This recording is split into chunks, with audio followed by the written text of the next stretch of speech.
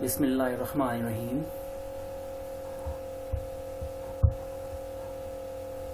Assalamu alaikum, dear students. I hope you are fine. Today I am going to discuss later psycholinguistics.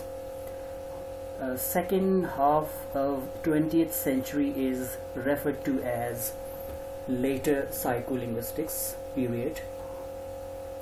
By the early 1950s, psychologists and linguists were on the same page.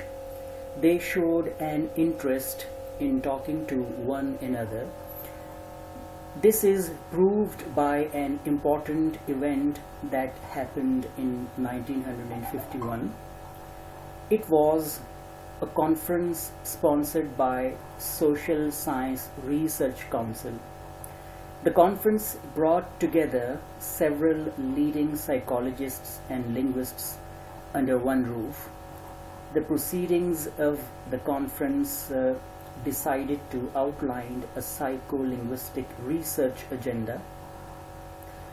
This agenda also showed a consensus among all the participants of the conference that the methodological and theoretical tools developed by psychologists could be used by linguists to explore and explain linguistic structures that were being uncovered by linguists.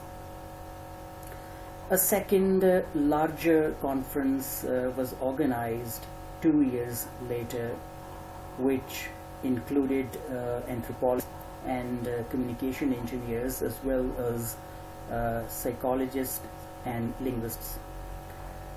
It was out of these exchanges that the term psycholinguistics was first coined.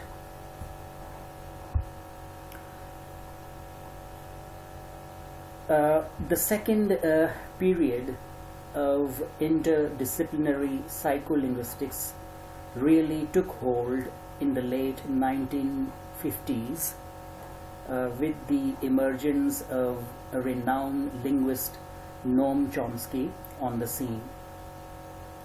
Noam Chomsky is considered as the most influential figure in 20th century linguistics, so much so that a critic, Neumayer, describes the Chomskyan influence as a revolution. Chomsky has played a powerful role in how psychologists perceived language because he argued that the behaviorists' descriptions of language were insufficient or lacking.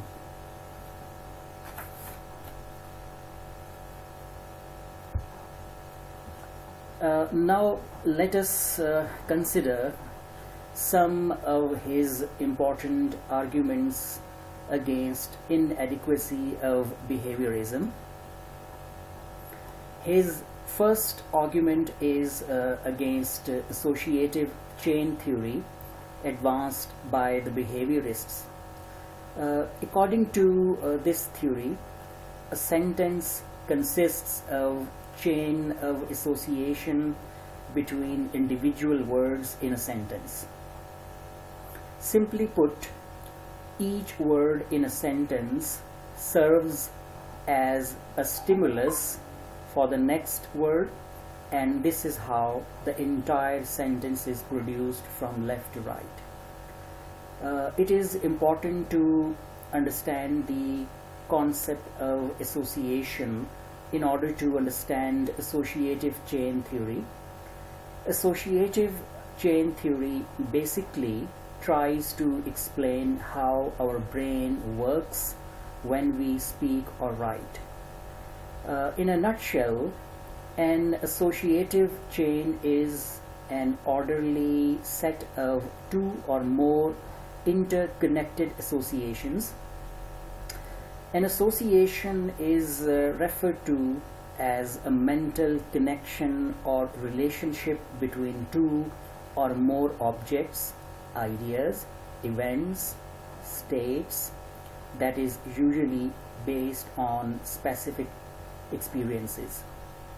Thus, we can assume that associative chain theory aims to illustrate the place and role of associative chains in the process of human world perception.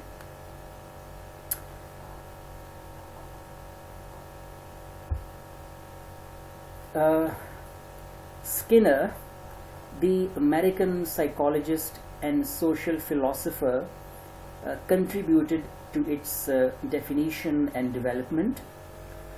Skinner studied the process of language acquisition and learning, highlighting the role of imitation in it, based on the concepts of verbal stimulus and verbal response. Skinner explains language acquisition and use by conditioning and reinforcement. The environment where a baby learns its mother language is provided by its family, who also set the patterns of speech and correct mistakes. Successful interaction between the baby and such environment requires a baby to respond to the stimulus it gives. Everything happens at the verbal level that furthers the formation of baby's language habits and skills. Therefore, habit formation is caused by babies associating the response with certain stimulus.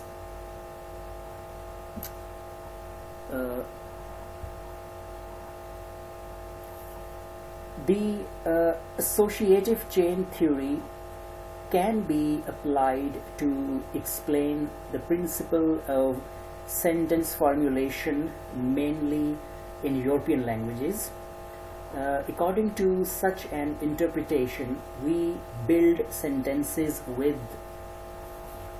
the help of common associations between individual words, which our memory starts storing as soon as we hear our parents and other people talking.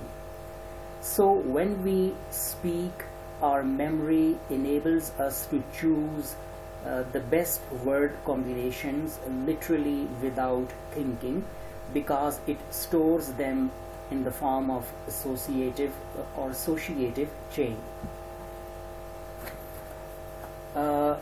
Let me give you a common example. Whenever a baby feels hungry, it starts weeping, and its mother brings a feeder bottle containing milk. Having this experience again and again, the baby's mind develops an association between feeling hungry and feeder bottle containing milk.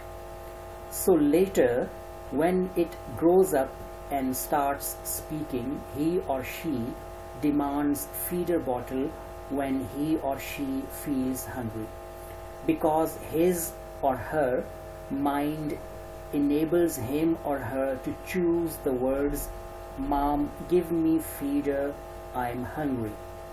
So this is how associative chain theory helps in sentence formation.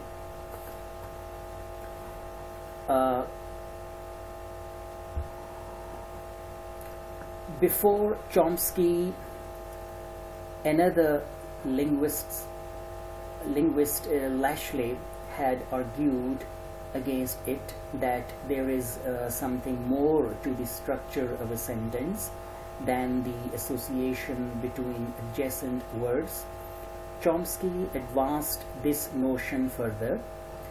In order to prove that the associative chain theory is inadequate and does not explain the process of language acquisition in the right way, Chomsky gives example of two sentences.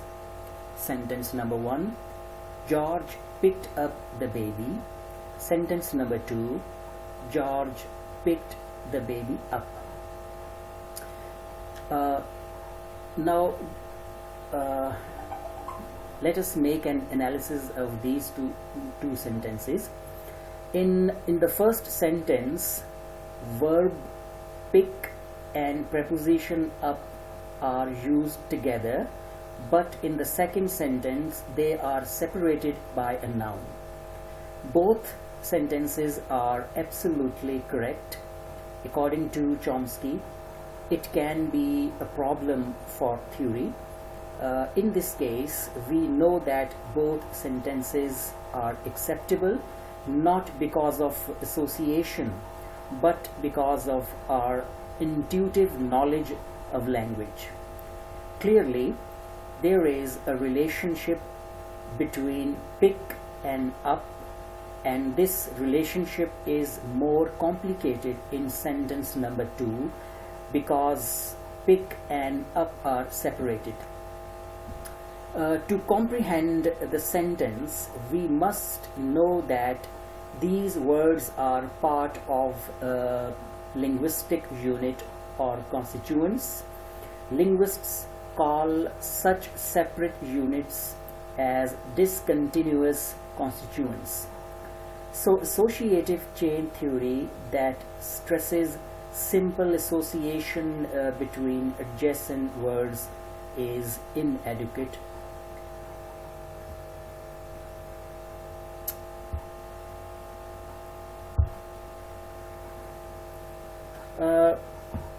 Chomsky's another argument is in regard to language acquisition.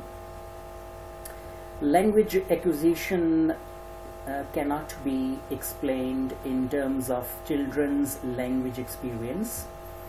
His primary argument is called poverty of stimulus argument.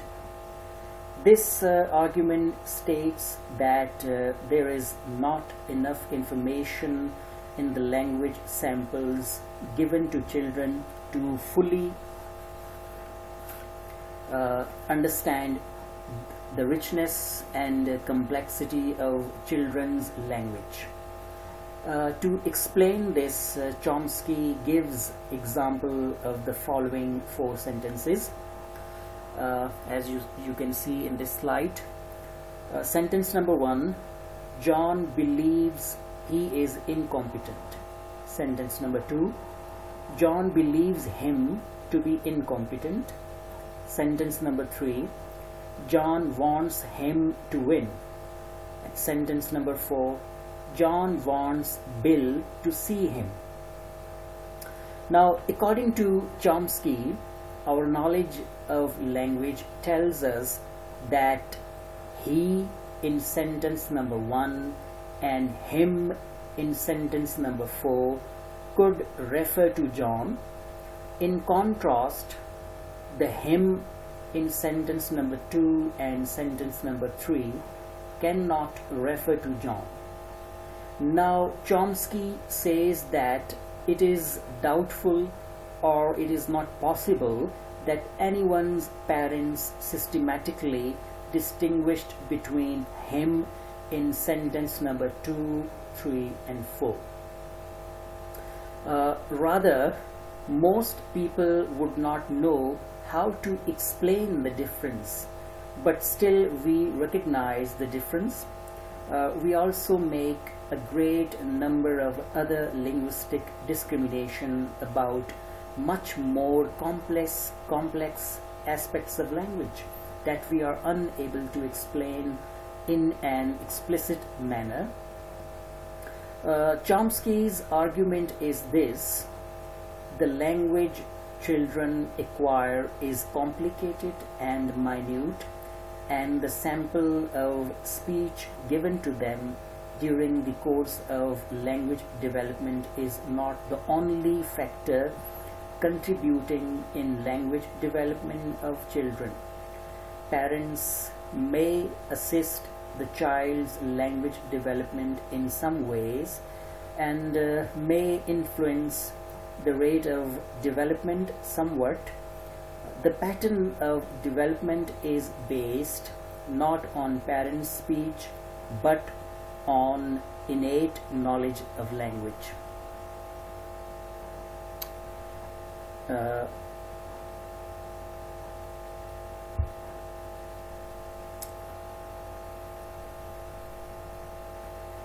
Chomskyan revolution had a very powerful impact on psychological thinking about language.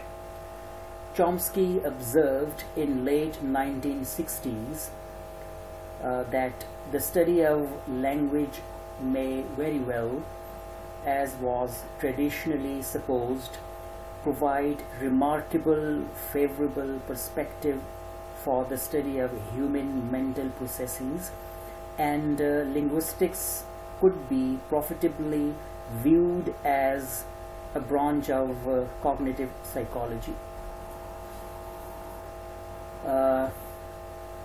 Another psychologist, George Miller, created an important bridge between psychology and linguistics by introducing psychologists to Chomsky's ideas and their psychological implications. Miller also collaborated with Chomsky in writing several articles and papers. In early 1960s, he was at the forefront of research during this period to determine the psychological reality of linguistic rules.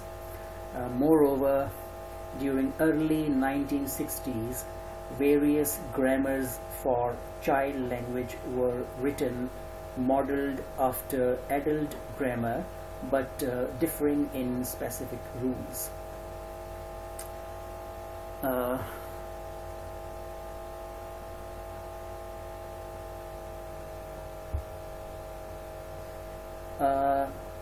Theoretical analyses of language development put an emphasis on the role of innate factors.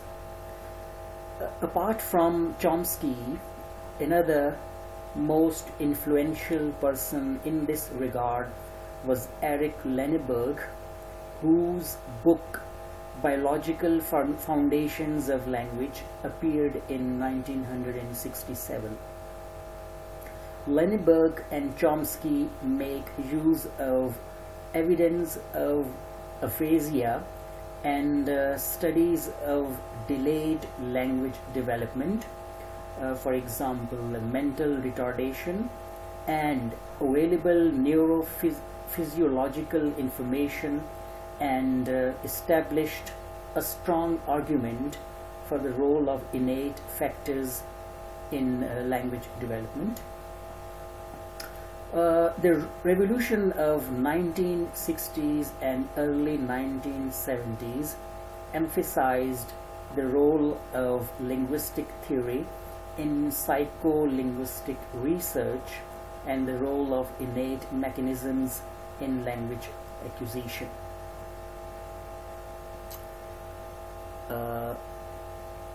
Let me explain here an important word, innate, which means something which is inborn or natural, which is inherited.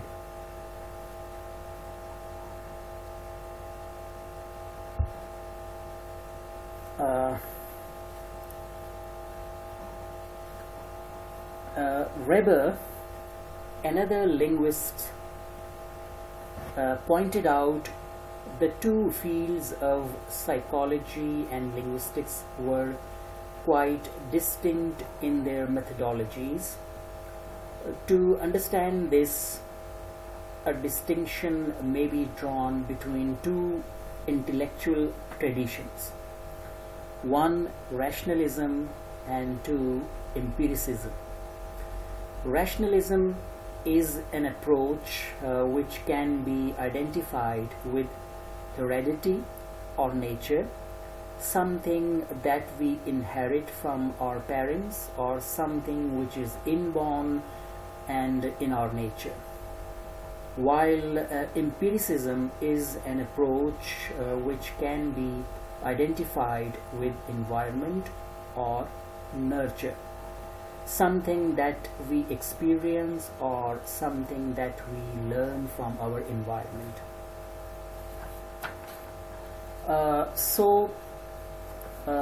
Rationalists stressed on the role of innate factors in human behavior, which means something which is inborn or built in, which is gifted by Allah Almighty, while on the other hand empiricists stressed on the role of experience in behavior.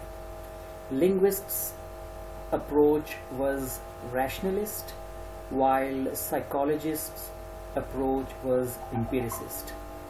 Apart from this difference of approach, there was another difference, which was difference of mode of inquiry. Linguists emphasized on the use of argument, while psychologists favored the collection of data as means for evaluating hypotheses. As a result of these differences, ideas tended to be evaluated somewhat different into fields.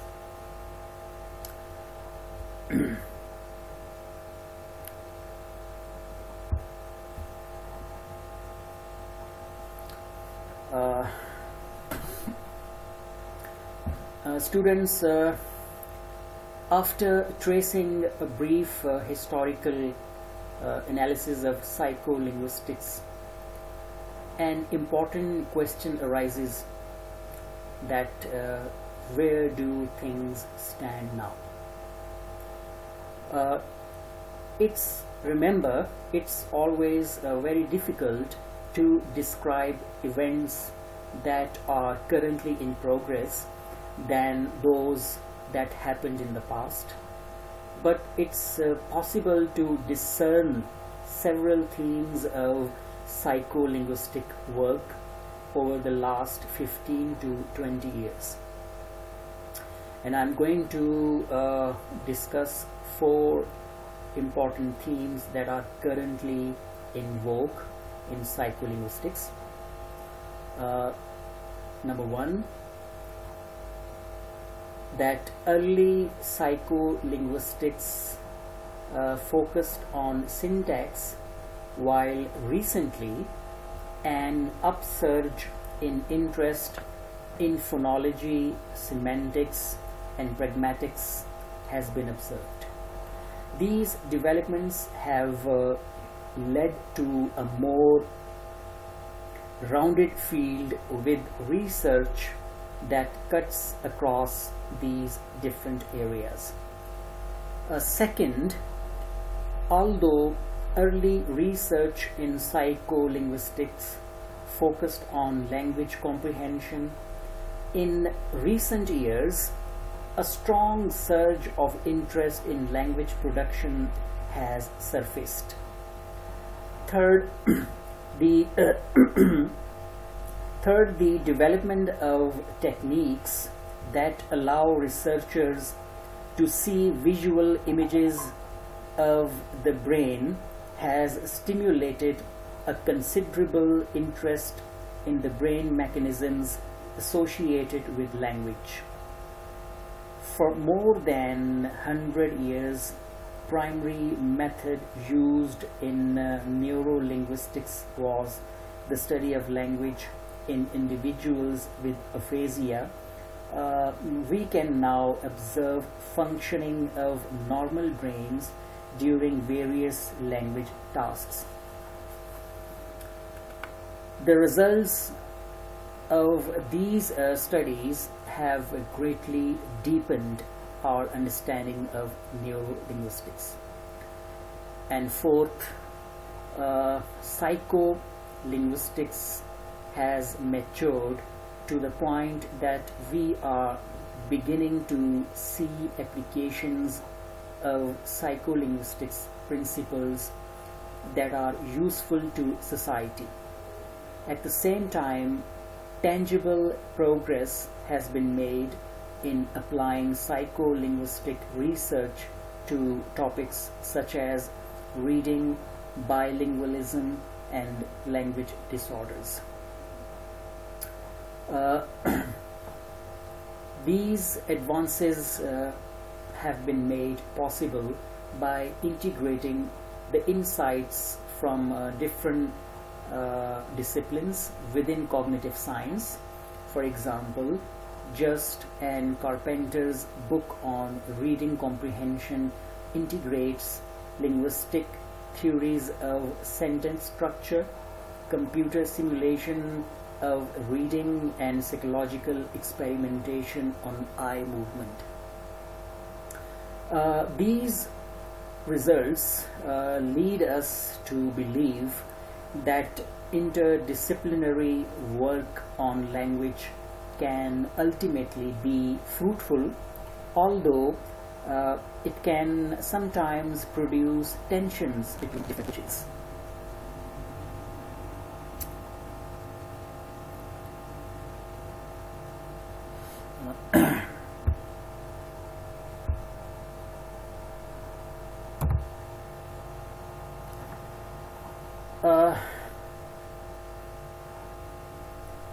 In the end, I would like to give you a brief summary of the whole discussion.